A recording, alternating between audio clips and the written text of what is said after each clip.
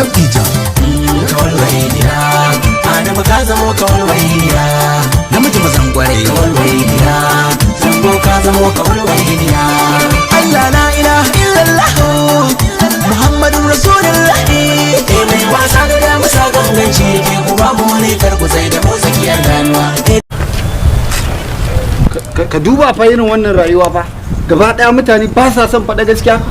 ka duba fa wai wannan yaro ne Adam ya zango ne ko me sunan sa ma ba da sai su tafi ma mutane ba social media sai ƙarya kawai wai ya tallafa ma marayu guda 100 da guda 1 ne ko me ne ma mu ɗan jarida ake mu ne kawai cikin abu muga gaskiya ai da gaske ne sai mu ga iyayen yaron ko wani abu sun fita sai magana a gari ai wai sunan ka ma Jibrin ne ma sunan ka ko buran bankani kaji buran bankani daga mun ku ne yan bakin ciki da yayi wani abu ne ba daidai ba da haka za ku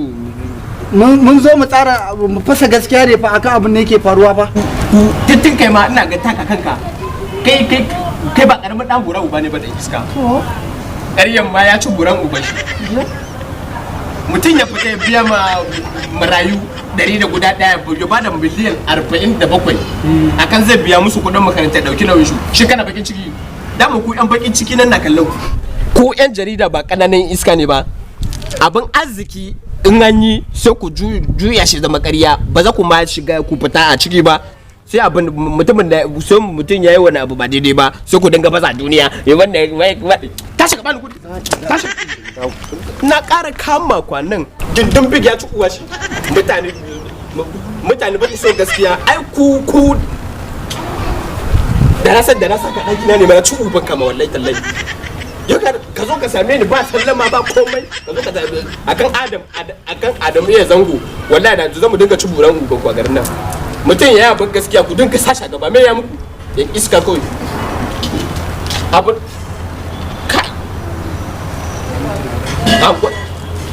ina ka zan sa ma tsaro a kama kana ci uban ka da iska da guran uban an ka sa mana manta men da yi ma ina jala da